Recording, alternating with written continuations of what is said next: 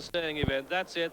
They're lined up, they're out and running, and Gulf King just misses the beat a bit, and through the first furlong, Reference Point has already gone into a length lead, but Dry Dock is with him. King of Mercia is third, and these 3 lengths clear of Mountain Kingdom in 4, and Love the Groom and Waterfield, and Gulf King back in last place. But the odds-on favourite, Reference Point, is in the lead. Dry Dock is second, King of Mercia is third, and then behind these comes Mountain Kingdom at a distance of some 2 to 3 lengths. Then comes Waterfield on the outside of that, and Love the Groom and Gulf King the back marker, and it's Reference Point who leads. So they've completed just over 2 furlongs, and Reference Point leads from Dry Dock in second, and King of Mercia is third. Then that gap of a couple of lengths to Mountain Kingdom, Waterfield, Love the Groom and Gulf King. But it's Steve Cawthon out in front on Reference Point, leading from Dry Dock in second place. Then in third is King of Mercia, a gap of that 2 lengths still to Mountain Kingdom in 4 and Waterfield 5. And then comes Love the Groom, and the back marker is Gulf King.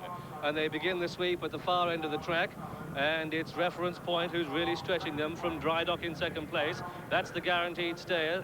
Back in third, close up third is King of Mercia and going well. A gap then of a couple of lengths to Mountain Kingdom. And so Reference Point started at 11 to 4 on, Love the Groom only 8 to 1, Mountain Kingdom at 9 to 1. And it's Reference Point in the lead as they head down towards the halfway stage. Reference Point leads from Dry Dock second, then back in third is King of Mercia, then Mountain Kingdom, and then comes Waterfield and Love the Groom and Gulf King. And they begin the sweep into the home stretch. It's got just over 6 furlongs to go. And Reference Point leads from Dry Dock in second. Then King of Mercia shading with that one is just a neck away in third. Then 2 lengths to Mountain Kingdom 4, Waterfield 5, Love the Groom, and Gulf King is finding the pace hot. And that pace is being set by Reference Point. If ever a horse had a date with destiny, this is it. And they're beginning to turn into home. They've got just over 5 to race. And it's Steve Cawthon on Reference Point who leads from Dry Dock in second, and Reference Point just had to swerve to avoid that bit of newspaper. But they're in line for home, just over 4 to go, and Steve Cawthon is cool. He's in command. He leads from Dry Dock, who's just being niggled along by Willie Carson. Mountain Kingdom going well, close up third as King of Mercia gives way. Waterfield on the outside starts the chase.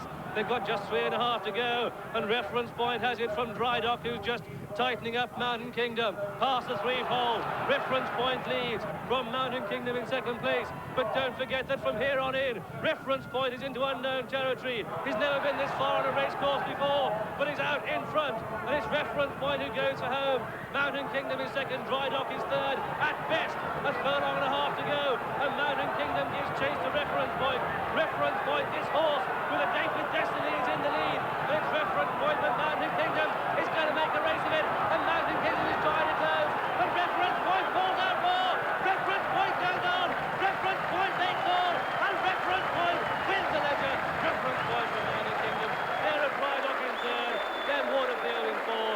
Behind these came King of Mercia, then Love the Groom, who beat only 1 and 2, and 11 to 4 on. The winner of this Holston-Pilson Ledger is the odds-on favourite, Reference Point, owned by Mr. Lewis Freeman, trained by Henry Cecil, who's just created a new record for the number of wins trained in England. That is his 147th winner of the season, and that is the horse that did it. That's the horse that has given him his 11th classic victory.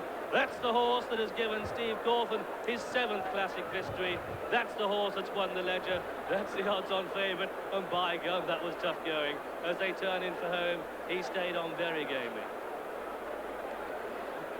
But behind him comes Dry Dock, and that was the one that gave a big challenge. But Pat Edery put the hearts in the mouths of the odds-on punters when he challenged on Mountain Kingdom, and through that last furlong, I must say my heart was going out for Steve Cawthon. And Reference Point, remember that he won the mile race back here as a 2-year-old, but he'd never been into this sort of distance before.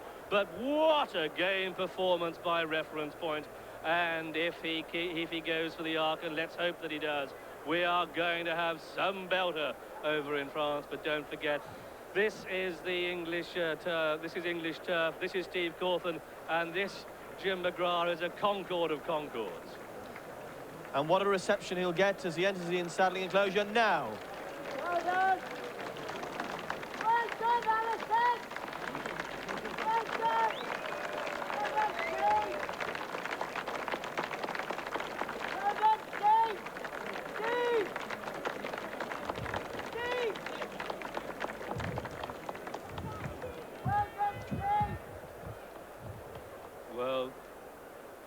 So, reference point to son of the great Mill Reef, who tragically was put down because of failing health in '86. Some people get annoyed when you ally human characteristics to horses, but if Mill Reef is watching from that great racecourse in the sky, I'm sure he'll be proud of his representative here, reference point, who's hardly turned a hair, John.